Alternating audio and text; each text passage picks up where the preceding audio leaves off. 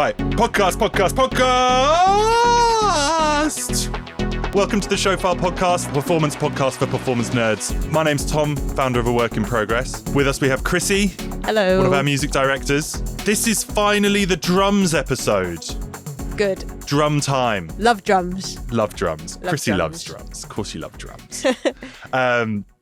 So we're going to go through the approach to getting drums into your performance, aren't we? Yeah, We're going to exactly. talk about the different options that you have. Going to listen through a track and, pick out the parts that would probably gravitate towards taking out, putting back in. How to balance that kind of stuff. Making sure that your tracks and your clicks balance with like what is being played, so that drums are actually supporting like a good show as opposed to either being like too drum centric or needing to be more drum centric or whatever it is. Yeah, exactly. So there's kind of like three layers, right? Yes. Or three types of drums. Yeah, obviously it depends on the music you're playing, what the artist wants, and budget-wise. Yeah. If you got like an electronic track but you don't have access to a sampler or a drum machine, then what do you have to replicate it live or you keep it on track? Those are like, pros and cons. Yeah. Going within your means and stuff like that. So yeah, it depends. Totally depends. Yeah. There's lots of different ways to do it. Yes. So I guess like maybe we'll just do like a quick overview of what we're going to like talk about and how we're going to approach it, which is like we kind of come up with three methods, right? Which is like acoustic, hybrid, totally electronic. Yes. Yeah. None of them are right. None of them are wrong. It's it's player dependent. It's genre dependent. It's source material dependent, stem dependent. Yeah. Have you got the stems for stuff? Do you need to completely recreate? Do you not? Like, that's how we're going to kind of approach it. So to do this, we have one of our tracks, a track that we're using for all the podcasts. We kind of made a bunch of little tunes to just have some source material to deal with.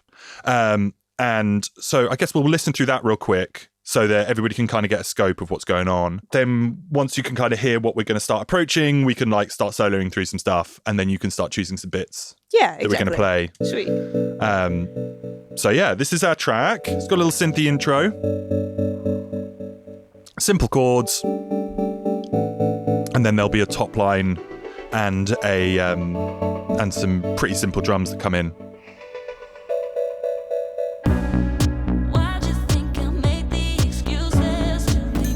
Nothing super special. Pretty standard arrangement and production for modern music. In the wild, you'd probably find something relatively similar in terms of how it's all put together. A little shaker comes in there. Okay, great. I mean, that's kind of it, really. That's it, I'm going to change the BPM here to correct BPM. That's kind of it. Sweet. Do you want me to get this drum bus open for you then and we can have a little listen through some parts? Yeah, definitely. It'd be cool to hear what's going on percussively in there in a little bit more detail. So here's just the drum bus on its own. Sweet. So the track's like super electronic, but let's say in this example, we don't have... we can't get the stems or something like that, or the artist we're working with doesn't have a sampler or doesn't want it to be on sample, they want it to be more organic, that sort of thing. So like we can replicate this on the acoustic drums in many different ways. Like the kick obviously will be kick. I've got a clap stack here to like, what does that stem say? Is it a snare or a clap or is it a layering? It says clap, but do you want me to, here's it on its own. Okay. It's kind of like a trappy snare and a clap and, it's a bit of a bunch of stuff, really. 100%. So I've brought my clap stack to make a like an acoustic version of a clap, and it sounds a bit like that. That's fucking sick. It's nice, yeah. For like, obviously you'll get the one clap tone for the same tracks that you do. So if you're playing a set list, like you only have one clap. You're not going to be able to add tails to it. Well, you could from front of house, depending on like if you've got one. Yeah. But it will be the same clap sound for every song in the set list now. Yeah. So we've got that. Obviously, that's the limitation. I don't have a shaker with me. We could do a shaker. Is there any hats that come in later? I've got a stem that says hat. Let's have a little look at what that actually does. We got that. Sweet. It's nothing that exciting. So yeah, something super tight. Yeah. I could probably play that shaker part on my acoustic hats and then dig in when the real hats come in, just so there's like a difference in dynamics. Do you want that shaker on its own real quick? So that's just the shaker. Yeah, and that shaker's got a lot of movement to it compared to the hats. The hats have they're sort of like...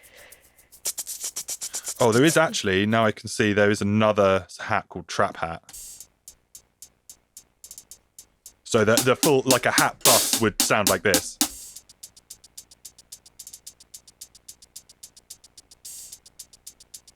So that's actually the hat group. Ah, sweet. Okay, cool. It's probably a little bit more interesting to play that, actually. Yeah. There's definitely a lot more movement there. Like that, those hats were so like one velocity. That shaker had a lot of movement. Yeah. And then this one has like kind of a different pattern, like those eighth notes, like tat tat tat tat tat tat tat tat, which we can copy. So like combining that all together and putting it in that hats pattern. Yeah. Which will be cool. And then like I'll probably just use the kick because that's all the kick options I have. Yeah. And then I've got this snare. So I guess if we wanted to like layer the clap and snare together in those choruses to make it a bit bigger. Yeah. Or stuff like that.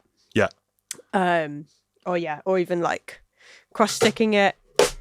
If we had a cross stick, or like I like using that for like finger clicks. Yeah, right. Like which you see people do, which I think is really, really cool. But yeah, I think that's sort of like the limitation I could probably do here with this set. Mm.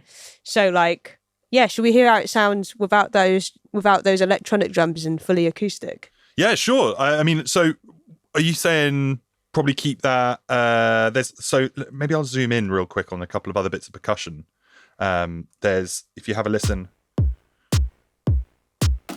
that weird little noise. That bell should probably stay on there, yeah. So what were you saying? We'd probably keep that shaker and the percussion on track, right? Yeah.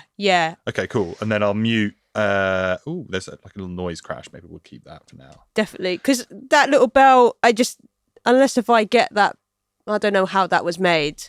I mean, it's just a sample, isn't it? Exactly. I think I got it from Splice. Yeah. There's no real, unless if I find that correct pitch of bell, I bring it.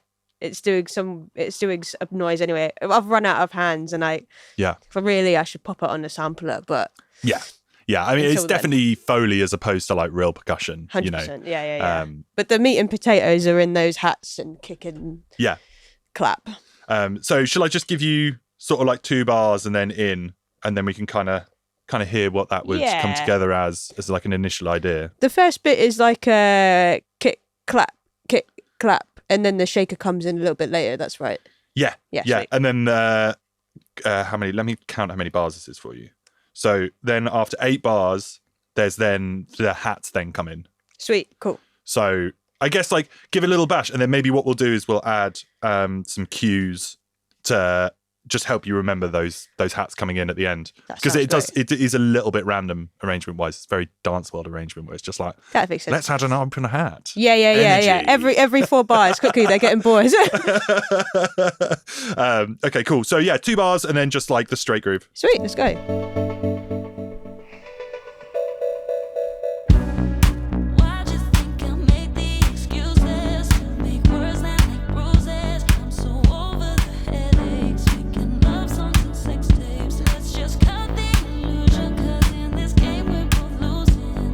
Yeah, great. Then shaker it.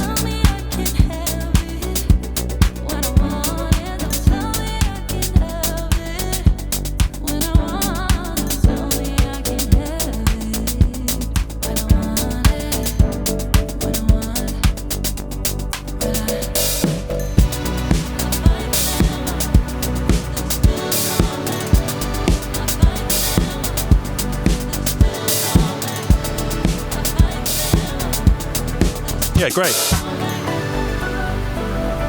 Something like that. Yeah. It definitely doesn't sound like the record. No, absolutely but it's not that far away from home. And I guess like that chorus probably needed a snare and stuff like that just to give it some life. There's a lot of like details that you could work out, which is more of a, when you've got the lineup of musicians in a room and you're kind of figuring out like, right, how are we going to get extra feel in here and there? Like those are decisions to be made then. It's, go in being like, cool, that's like a pretty much recreation, right? Yeah.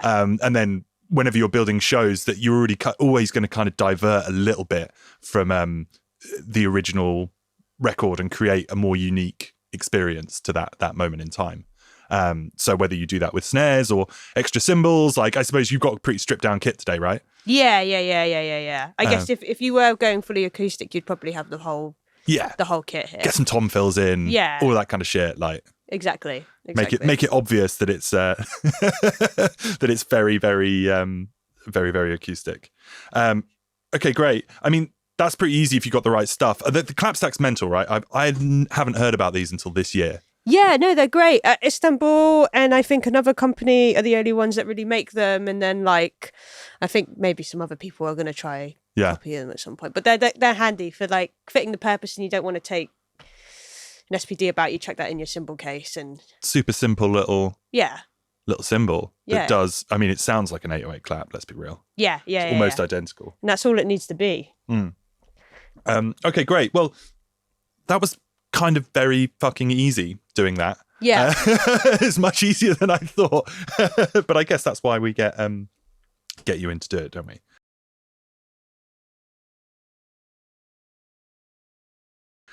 So let's move on to like the hybrid kit, because you've already got the SPD set up there. Yeah.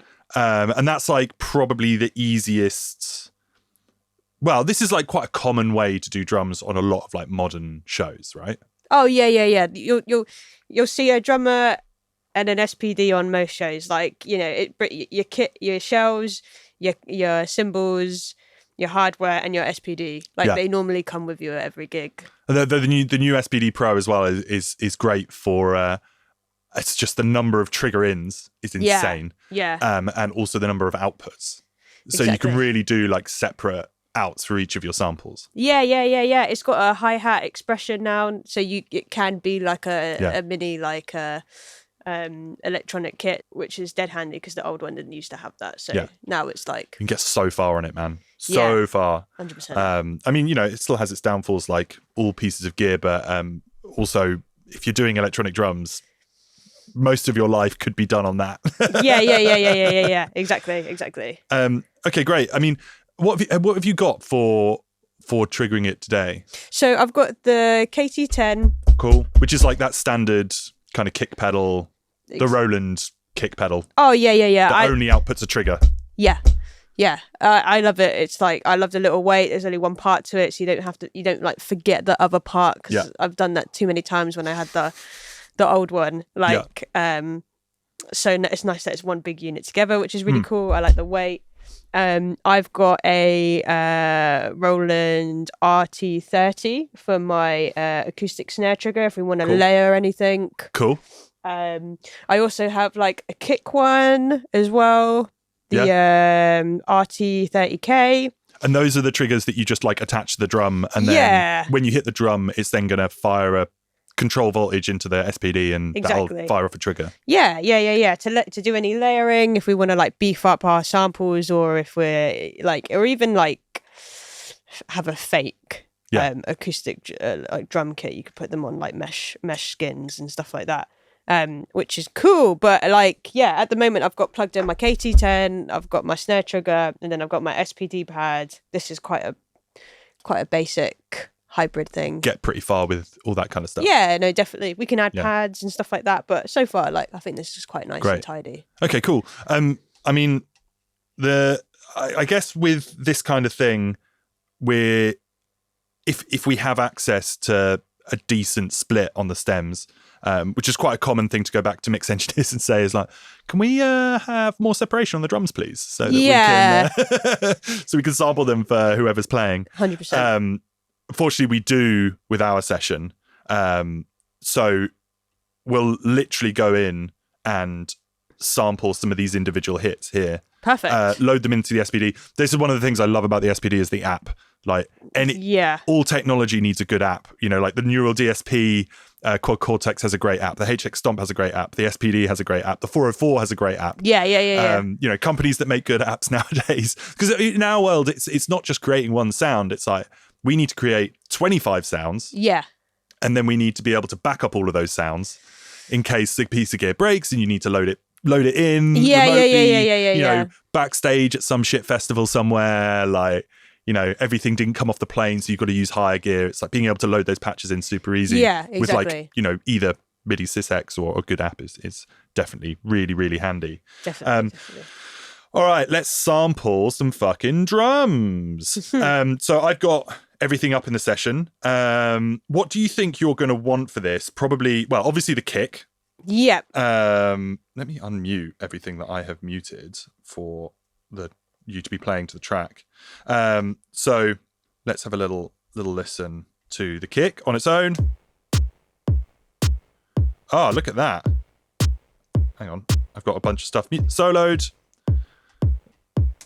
For a moment, I was worried that I had I'd bounced the clap into the kick stem. No. It's just like, oh, that feeling. It happens all the time on shows where someone will send you a kick stem and it's just like, oh, right, it was a kick loop from wherever you got the loop from. Yeah. And fuck, it's got all the fucking backbeats in it and now we can't fucking get them on their own. Yeah, that's a nightmare.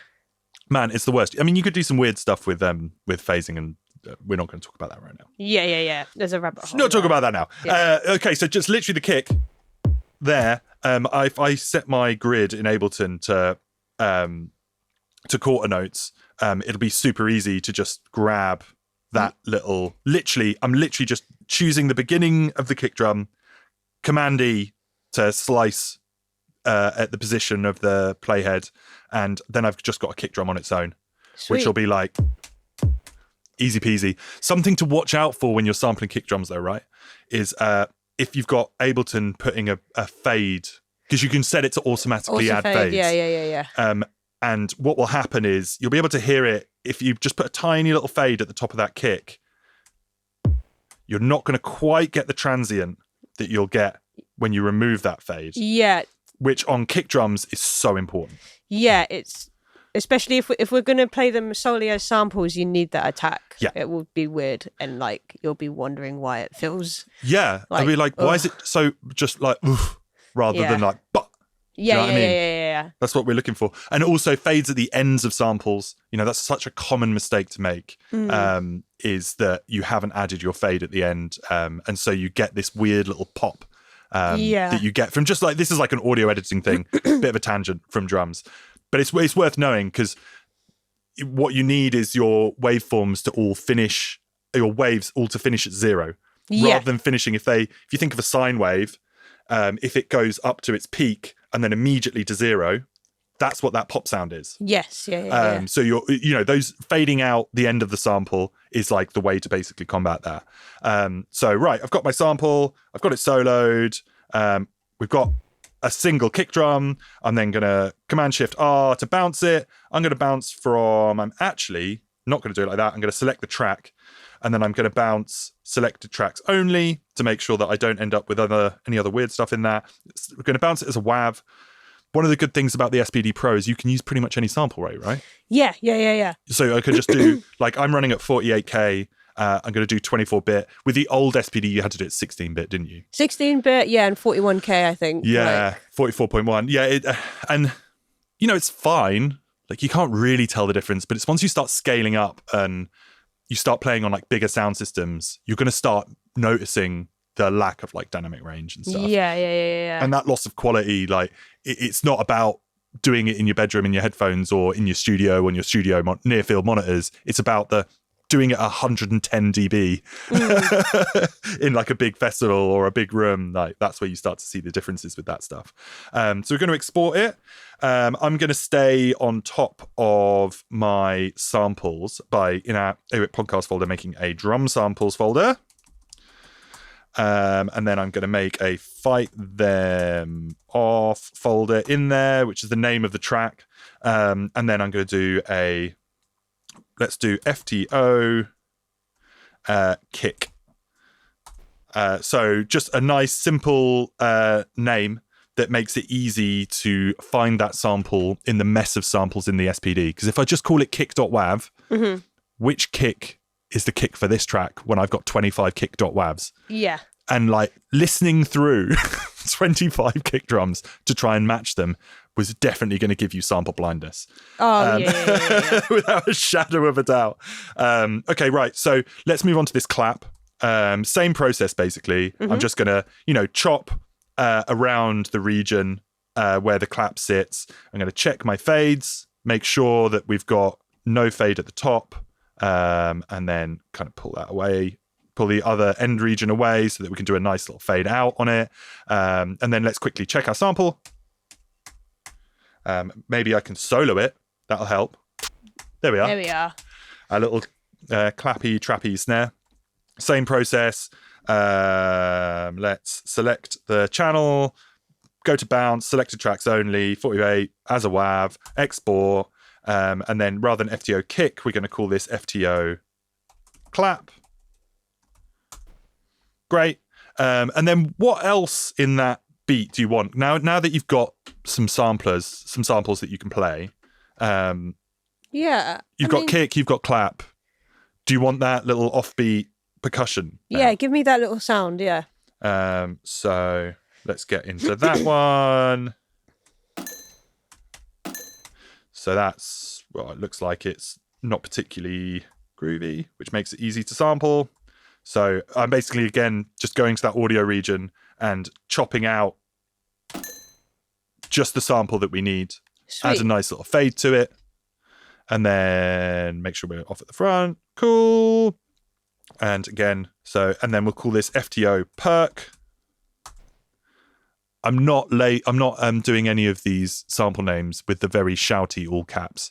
Oh, yeah. Just like a pet hate for me and Chrisy is when all the stems shout at you with their names rather than just being normal. Yeah. Hello. I think that this is like from old gear having really low resolution screens where it's hard to understand characters. Yeah. And you need to like fit everything into like 8 characters in their, your drum brain or your sampler or whatever.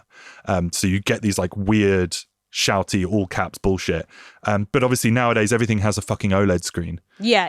So it's totally irrelevant. Yeah. Everything looks really pretty. So you can have like nicely named things with nice fonts. Exactly. Rather than, this is a kick! Yeah. This is a snare! If you're stressed already, that's the last thing you need to look at. Do you know what I mean? I don't need Do you know what I mean? audio yelling at me. Just nice, easy, normal names, guys. Come on. Okay, great. So we got that perk. So is there anything else from this that you think that you want? Do you want any of those hi-hats, or do you want to just keep them muted and... keep them muted, and I'll play those on the hats. Yeah. Like, make use of that. Yeah. The kick clap and that offbeat like percussive noise, we'll have that. Yeah. And let's just chuck them on. Cool. I reckon. So. Cool. All right. Well, I'll mute them on track. This session that I'm working out of, I'd probably consider more of a programming session because I'm just like chopping up stems literally on the page. Probably wouldn't do this in the actual playback session where the real tracks are going to be. So let's open up the SPD app and the things that we're going to focus on here are the trigger in. Is it trigger in 1 that you've got plugged in? Yeah, and that's my KT10. KT10 is the trigger 1. Okay, right. So let's grab that sample out of Ableton. Fortunately, we can use the Ableton browser to drag and drop our files from here. So I'm going to grab that kick, go over to the SPD app, dump it into trigger 1. That's processing, success.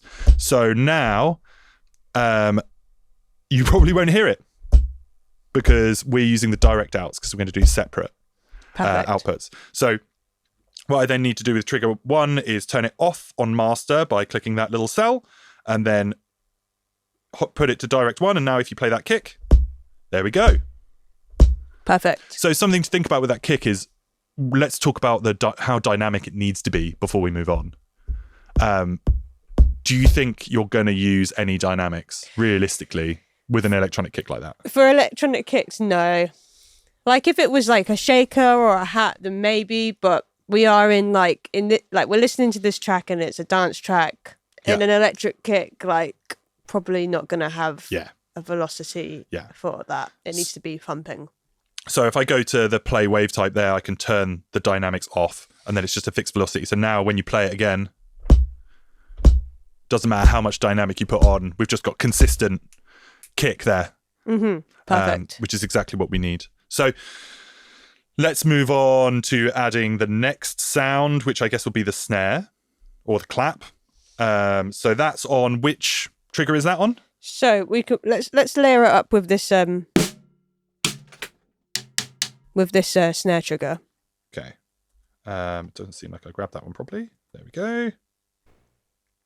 So that's now on the snare, which I'm going to need to set the output correctly for trigger 2 like I did before. This time I'm going to click on the direct out 2. Perfect. There we go. And can we copy that over to here? Yeah, sure. On pad 8. Can I, in this software, just copy? I fucking can as well. Copy pad. From and then to. Great. I love that. You just go up to the top of the app, just click copy, and then it gives you a place from to copy from, and then a place to. So currently I'm copying trigger in 2 to pad, I think that's pad 8. That's right. To pad 8. Copy. Are you sure? Copy. Sweet. And that's actually also copied all of my routing settings. Yes. Which is fair so play, SPDSX handy. app. Yeah. That's brilliant. There so we go. Now you've got the option of playing it as a layer with the snare or just literally the core groove on its own. Exactly. Bum, bum, bum, bum. We've got options. Got options. Sweet. Okay, so now we've got that percussion, which I suppose... Where do you want that? Pad 9. Pad 9, yeah. We can do that on pad 9. So one of the great things about the SPD app as well, when you've got someone who's using it, is when you hit the pad, the app will kind of highlight the last thing that you hit, which especially like when you've got a matrix of 8 fucking triggers across a drum kit, it makes life way easier if you just like hit the trigger that you want to put the sample on. And then it highlights it in the app, and then you're like, okay, cool, I'll put that there. So this percussion, pad 9, again, let's do that on direct out 3. Sweet. So that, and with that, I mean, again, with this clap and this percussion, how much do we want dynamic on it? The thing is, it's not doing it on the record, so I would just get rid. Cool. And then with do you want the clap on the SPD to have no dynamic, but the clap on the drum to have the drum trigger to have dynamic? Right. So then you've got like the more electronic version, and then you've got the like way more hybrid-y acoustic version. Here we go. Yeah. Okay. Cool. So yeah, like sweet. Sweet. That's cool. that. So I guess let's try playing it. I'm just going to quickly jump over to our recording machine. I just realised that I didn't even turn up the gain for the click. It's okay. You're playing in time already. Bum, bum, bum. That bass saved me. I mean, saying that, it's still not fucking working.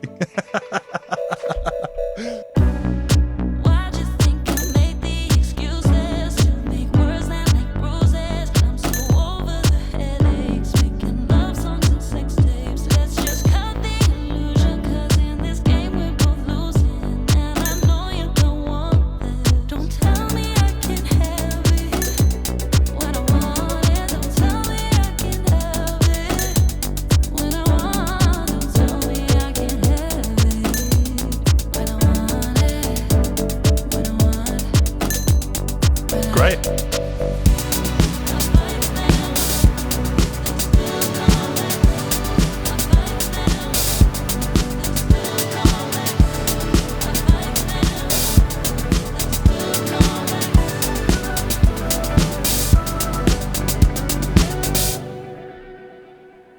Great. Sweet. So those are like 2 super easy options. Yeah. And like as you're playing, you can be switching all of that up. I guess like one of the things to always remember when building your hybrid kits is who's going to be mixing it. Yeah. Because as much as like music directors and musicians, we're like, oh, that'd be really cool. And then you move to that bit and you move to that bit. You're adding like an amount of show knowledge that someone has to have to make your gig sound good. Because getting electronic drums to sit up against acoustic drums is no mean feat. Yeah, like you have to remember from like a production perspective, a lot of work has gone into those samples to get them to sound like perfect little drum samples. Yeah. And there's always loads of layers and loads of compression, loads of EQ, and then also like your bus compression, bus that. So you've kind of, I think it's always worth remembering to like work within your means and make sure that your arrangements are like obvious. Yeah, definitely. Well, depending on the size of show, like obviously if you're getting to, big Brixton Academy size venues, then it's like, yeah, man, just fucking do what you need. Like you're going to have someone who's with you all the time and can sit down and really learn the gig. Yeah. And also in terms of making it complicated for your fucking drummer. Yeah. Like these are like really good ways of playing, but it's always like making sure that you're choosing things that will make your show better rather than make it more difficult for people. Yeah. I mean, that's hybrid. Yeah. There's a lot of programming to do within the box. Yeah. Which, like, I guess what is quite handy is that, like, depending who you have, you can just send the person who's playing drums and they do all their programming. Yeah. But it depends who you have. They might not have it. They might not be able to use it very well. So you end up having to program for them. So depends how you do it. You could still do it all within Ableton and then you have full control of all that programming. When you get there, you just plug it in. Yeah. To set your MIDI settings and stuff like that. So it depends. And it depends what people want. Some people go like, cool, it's a dance record or it's a whatever record. Let's do it like the track, right? Yeah. And they go, you know what? I hate the way that album's mixed. Yeah. It's not what I wanted. The label got this this like producer in, didn't like them, and they've actually ruined it. And I don't want it to sound anything like that. Yeah. I hate electronic drums. I want it all to be acoustic. Yeah, totally. That was my original vision. It was like, oh, okay, cool. Well, let's put this stuff in the bin. We might use it as like a baseline sort of thing, like foundation. But okay, you want live drums? We'll make it live drums. Or, oh, actually, that's a bit too weird. Let's do a little bit of both. Stuff like that. So it all really depends. Yeah. There isn't any right ways. There isn't any wrong ways. It's all down to the artist's vision and the players and the team around it. 100%. So I guess there's one last thing to do, which is fully electronic. That's right, yeah. Which maybe we'll just stop for a quick reset for that. Good, because this is shut down. Oh. That was perfect timing. We'll just literally, oh shit, it's not fucking plugged in, that's why. Okay. All right, well, we've lost the camera, so now we have to fucking reset, don't we?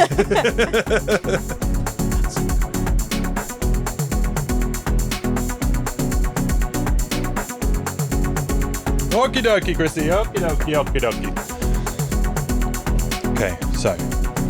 And we're back. Sweet, yeah. Electronic drums. Fully electronic. Let's get into that. So we've got like a couple of options of how we can do it set up. Yes. So we can kind of give that a little bit of a bash. So I guess in terms of approach, like either you could just use the SPD on its own that we used for the hybrid kit earlier anyway. Yeah. Or you can start doing, like, we've got a trigger to MIDI converter here, which will change all these drum triggers. So that's what were they called? The PDX? Yeah. PDX mesh pad. Yes. Which is kind of like an electronic snare drum, but it only outputs a drum trigger.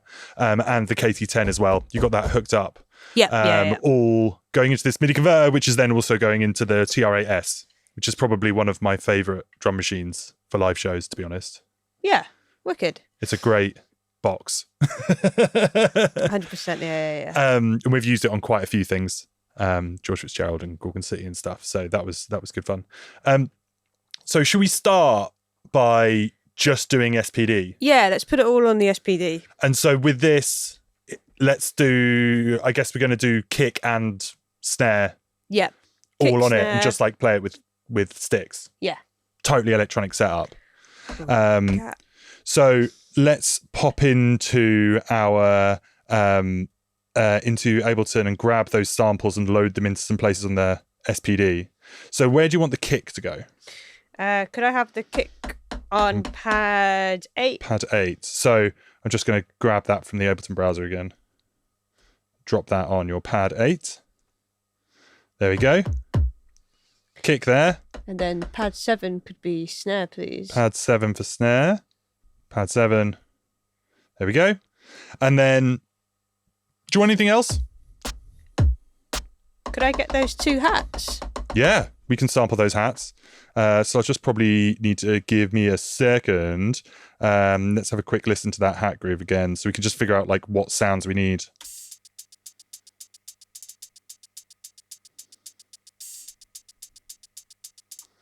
So you need like an open and then kind of 2 different types of closed as well, isn't there? Yeah. So let's what I'll do is I'll bounce them together as their individual samples. Probably need it as a 16 grid in Ableton. So I'll just cut that first open hat, which sounds like this. You can hear it still has a little bit of the 16 in there as well, but I'll just leave that in and then we can figure out when we start adding more sounds, whether you need that or not. Although saying that, maybe we should just cut that one out, and then we've got, and then you can always have your 2 separate. So you got your kind of 8, and then you've got a 16, like kind of ghost note. So if I just mute some stuff in the session here, then we can pull some of this audio away just so I can play it back and you can hear what's going on. And then move that sample over there. And then, right, so can you hear how we've got and then we've got and then we've also got so there's just like 2, they're very slightly different, but it does make a big difference when it comes to, replaying that. You don't, like, it'll sound more robotic if we just use like one of those hat samples as the 16, which, as much as like we're doing a completely electronic version of this now, you don't necessarily want it to be completely electronic. You still want it to have some feel. So we'll call this one hat 1. There we go. And then we've got a hat 2. Awesome. And then we've also got a hat 3. Right, so let's get those into our SPD Pro. So the first hat 1, let's drag and drop that into the SPD Pro app. Where do you want it? Could I have hat 1 here? Pad 5. Yep. Cool. And then let's do hat 2. Sweet. From the browser there. And then where do you want that? Could you put that on 4, please? Pad 4. There we go. And then hat 3. Could you pad 6? Yeah. Grab that from the Ableton browser and drop it on there. Okay, great. So,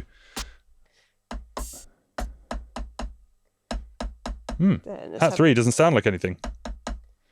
Maybe I cocked up the bounce. Let's have a little listen again. Okay, let's try that. Bounces hat 3, save. Replace. Okay, so let's jump over to that SPD Pro app again. Then hat 3. Get that over there. Drop that in. Oh, it's a little bit fiddly actually, this. Without a mouse.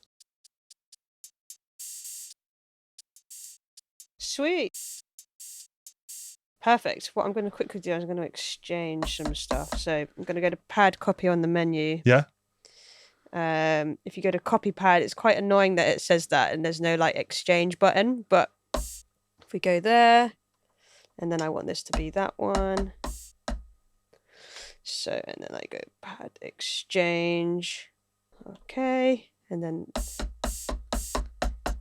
they've swapped over. Cool. So that's basically the same as how I was doing it in the app, except you can just do it directly on the SPD. Yes, exactly. Yeah, so great. I can go here. I can go to the like to and from, like how you had it, and then I hit exchange on the box, and it goes. So you're going like from pad 5 to pad 4. Yeah, Great. exactly. Nice.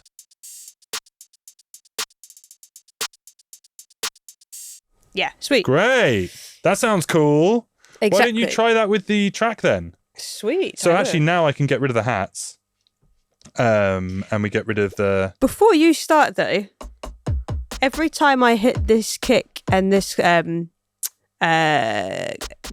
I probably want them to hit that hi-hat at the same time. Could we link them? Oh yeah, sure, yeah.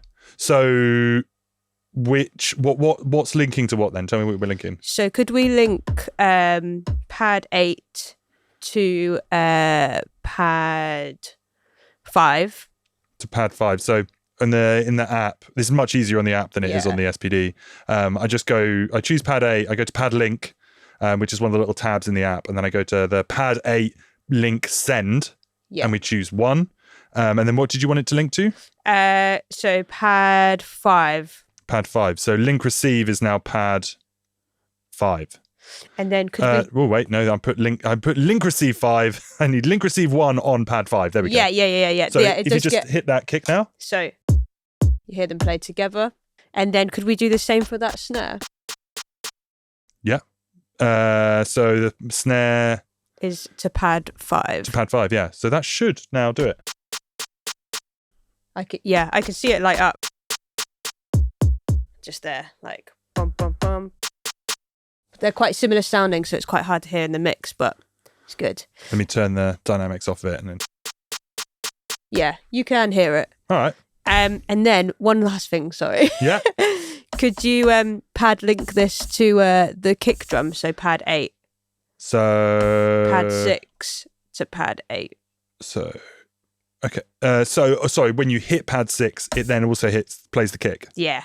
So a link send on, I guess we're going to need a different link send for this, aren't we? Yeah. To make sure that we don't end up with any like crosstalk across these. Exactly. Yeah, and then, so I'm going to put it on pad link 2, link send 2, and then link receive on pad 8 is then 2. Yeah. So yeah, now we can play everything like the record. Something like that. Yeah. That's terrible when I play it. Well, like we need to rehearse it, don't we? So that's a big part of putting these things together. Is as much as we do all of the programming, you do then need to rehearse it afterwards. Yes. So that you can play it flawlessly every time.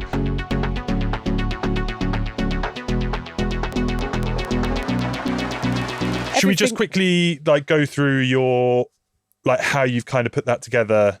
What we've done here, because pad link is like an SPD thing. Yeah, so like that intro, it's just kick and snare. So yeah, that's it. But then we've got the hats, and so that gets a bit complicated. Like what needs to be triggered here, and I've only got 2 hands in this scenario. So we have our hi-hats, and we have a kick, and that needs to be layered with a hat, and we also have a snare that needs to be layered with a hat and a kick. Because it's fall to the floor, right? Yeah. So there we go. Yeah. And the beginning of that bar, we've got a open hi-hat, so that needs to be layered. Right, I see. So you've kind of, each cell is being used as like a little sampler, like a simpler in a drum rack or something in Ableton. Yeah, and then if you pad link it this way, you could bounce all these together. But if you pad link it, then you're still using the separate outputs of the SPD. So hats could still come out of like 3, kick come out of 2, and clap come out of 1. Yeah. So you're still able to like, if you do it that way, then you can still split everything. Yeah. Rather than like bouncing them together, and then you've got like hats and kick and claps all coming down the same one. Yeah. Which is quite nice. Yeah. But there's a lot of geography and like in that. I like looking at the patch on the app, and we've got 3 different of these like pad link groups. Yeah. So you got 1, 2, and 3. I guess because you don't want to just use one pad link group, because that's just going to end up with everything happening at the same time whenever you hit anything. You don't want to hit a pad and then they're all playing at once. That would sound terrible. So. You just want certain ones. Okay, well, we'll like post a screenshot of that particular thing. So if you need it, then it will be there in amongst like whatever show notes we do. Do you want to? I guess it's worth having a listen to that with the track then. Yeah, let's do it. So I need to keep that percussion in, because you're not playing that percussion. Yes, please. That's one limb too many. Sorry? That's one limb too many. Yeah. Why can't you have a third arm, Chrissy? Yeah. So let's so we're gonna mute the clap, kick, and hats, and then go for that. Sweet. So 2 bars and then in.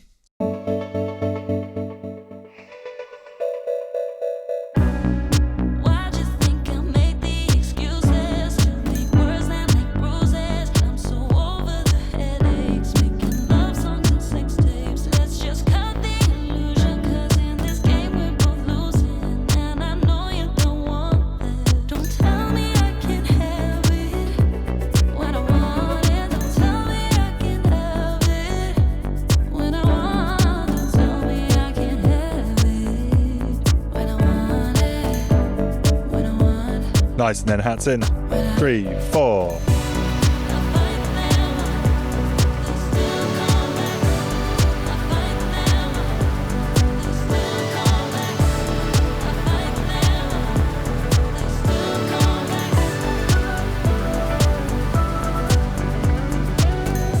Sick. That's pretty nuts watching you play that. Sweet, thank you. Sequence of pads. Yeah. Honestly, I was sweating.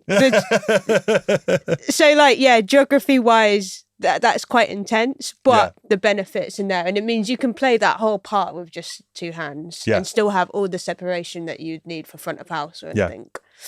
Okay, great. I mean, that's really cool. So, if you want a really small format way of doing electronic drums, that's a pretty quick little. Okay, cool. Yeah, I can just smash these out. You only need to take the SPD to the gig. Yeah. And that's just going to sound like the drums from the record.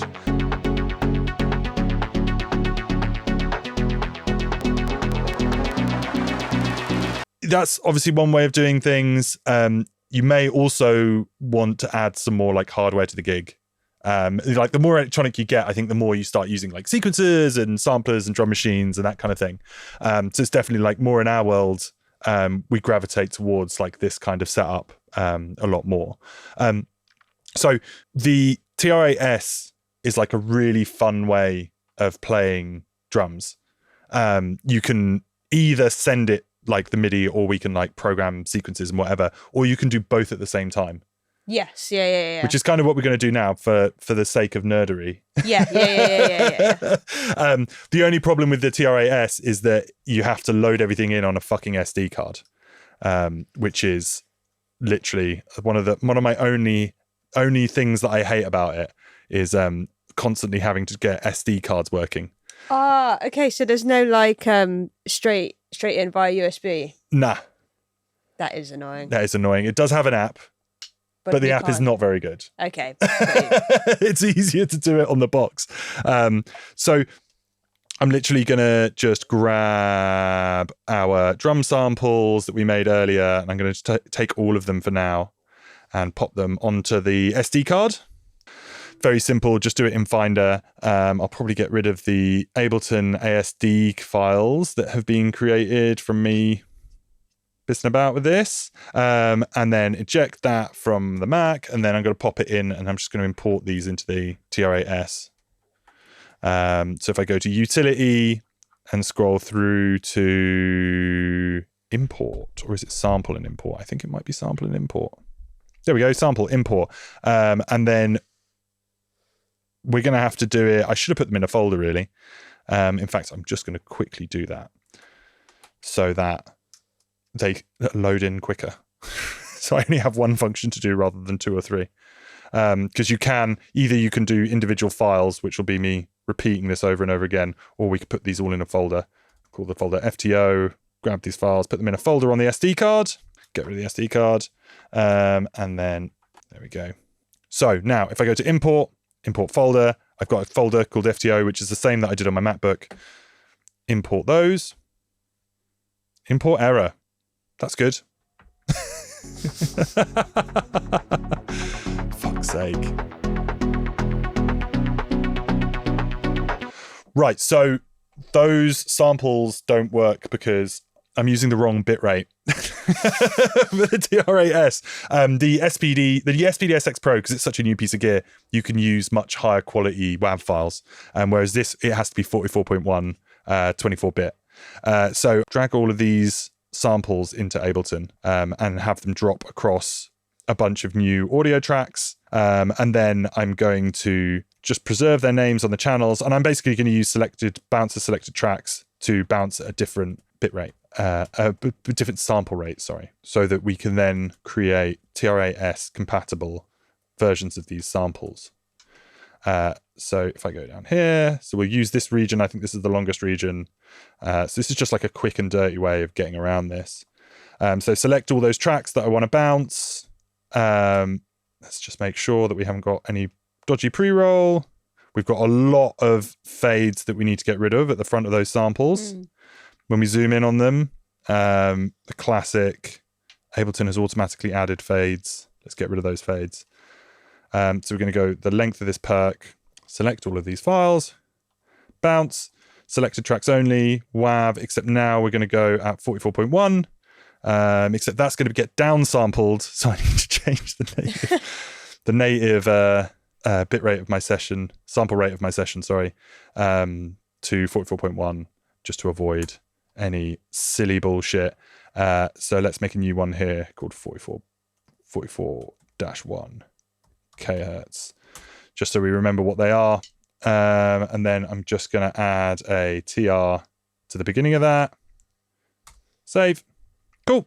So now we should have some nice, simple 44.1 kilohertz samples, which hopefully this TRAS is going to enjoy. So we'll delete our old ones. Don't need those from the SD card. Drop those on, empty our bin, so we know that they're just not on that SD card anymore at all. Eject it, pop that in the TRAS. Love this. Right, import folder, FTO. Let's go. Import error. That's interesting. Okay, so what we'll do is we'll just do them via individual samples. Let's try that. Again, import file from our FTO folder. Let's do hat1, import, and then it executes. So this is going to be quite long. So what I'm going to do is I'm just going to cut out me doing these sample by sample because it's very, very boring.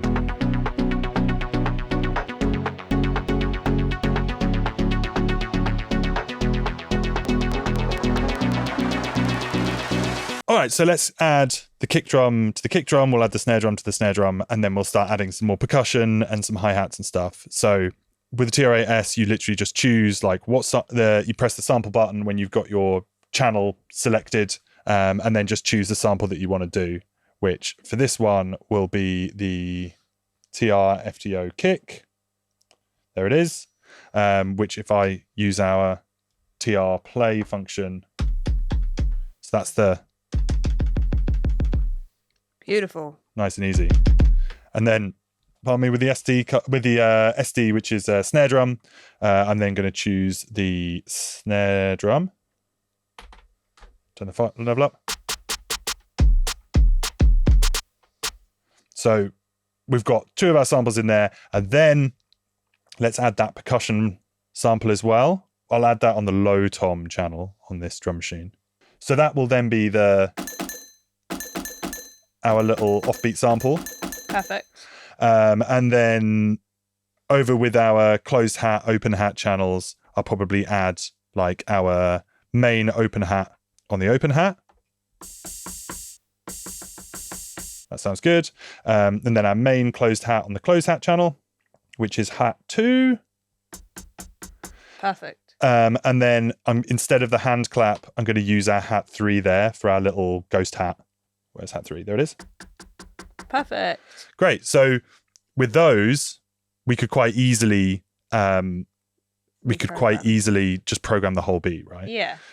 So if I just make that BPM, let's get that to the right BPM, and I'll just kind of program that in as it's rolling. So we had, if we go to TR8, record, main kick drum, and then our offbeat. We only have 16 steps in this pattern. So with the TRAS, if you want to start doing like longer, this is the thing that where sequences kind of fall over a little bit, is that they are quite, when you want to start doing like long kind of like song driven sequences, yeah, they start to have a bit of a hard time Whereas if you're just kind of constantly in like 1-bar loops and you're switching between 1-bar loops, sequences work really, really well. So that's kind of as much as like, it's cool to have a drum machine. When you start moving into song structures, drum machines can be a little bit problematic, a little bit fiddly to figure out how you're going to do it. I guess if you're using it as well as its pattern, if you were sending MIDI to it via Ableton, you could that might be a hacky way of getting around using the sequencer from the drum sampler, from the drum machine. Yeah, exactly. You have to do lots of program change and stuff. There we go. Turn that shuffle off. And like that sounds like the beat, right? Yeah. Which is quite fun because, you know, at the moment I've got this set up to clock to Ableton because, you know, there's no point having your completely sequenced drums unless they're clocking to Ableton. So now if I kind of go quite near the beat here, you can hear that we've got all of that and we can just pull that out.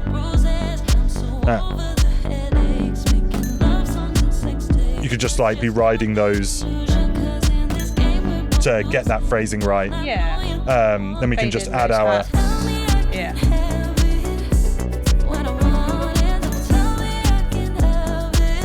You know, there's kind of quite a lot of admin to do in that. Which ultimately could be a performance.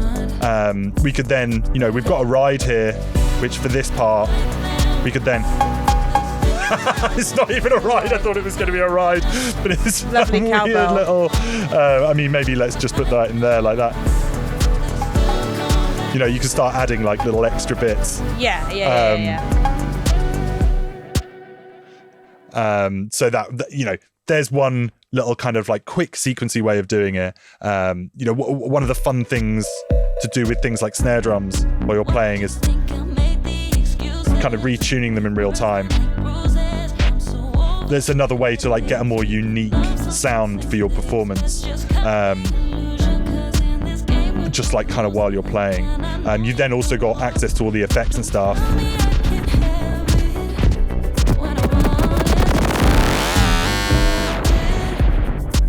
Which, very cool. Just little tape delay vibes, you know. Yeah.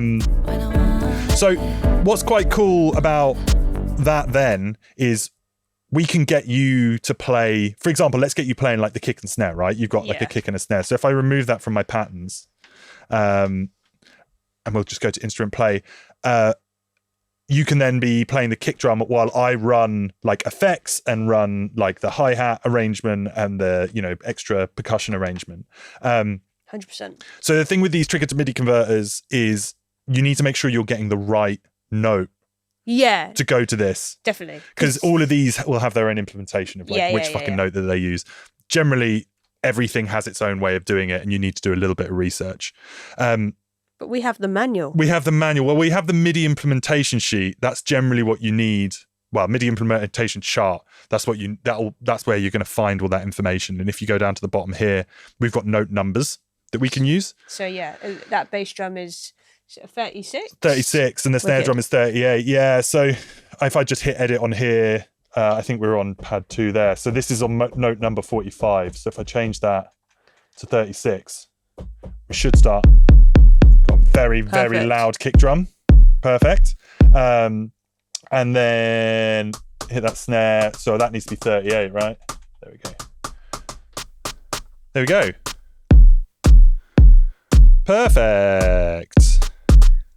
So that's awesome, right? Because now I can literally just hit play. And then if I just add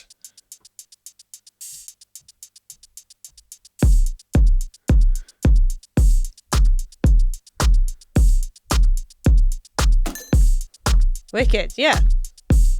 So kind of best of both worlds there. Yeah. And so rather than doing it with the drum machine like this, obviously we probably want it to sound a bit more like the actual record. So if I give you 2 bars and then in like 1, 2, 3, 4.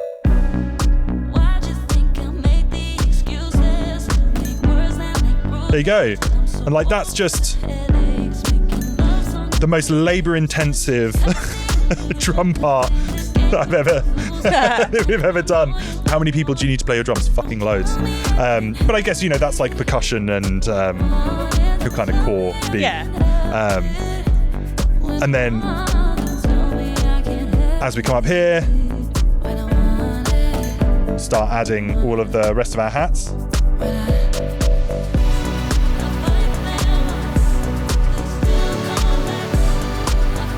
There you go. Sweet. Whoa.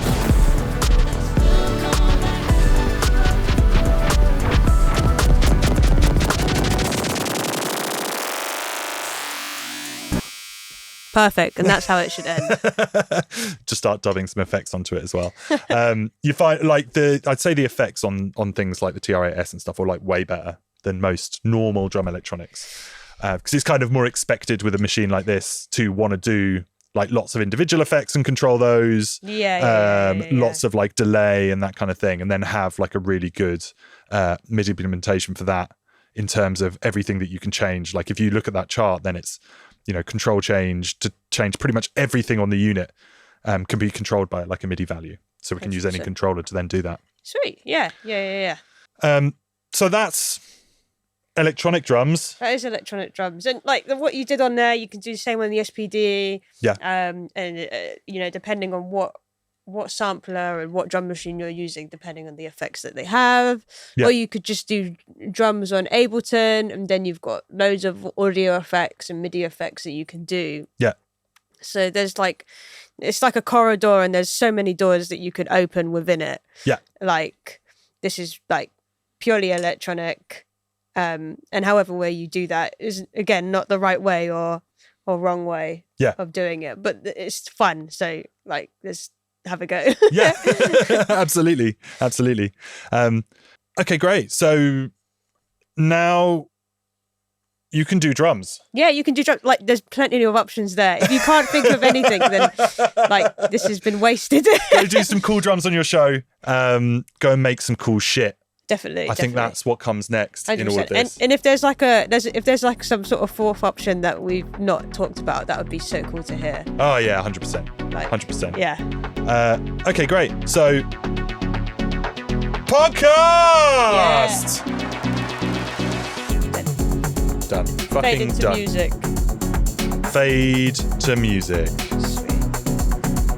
The Shofar podcast is brought to you by the music direction team at A Work in Progress, a live electronic music direction company. If you want to find out more about us, you can get us on YouTube at A Work in Progress -UK, on TikTok and Instagram, aworkinprogress.uk, or on our website, aworkinprogress.uk, where you can also find our blog that has the show notes, diagrams, patches, all the stuff that you're going to need to help understand the podcast. Thank you so much for listening, and we'll see you again next month. Podcast outro done! Fuck yeah!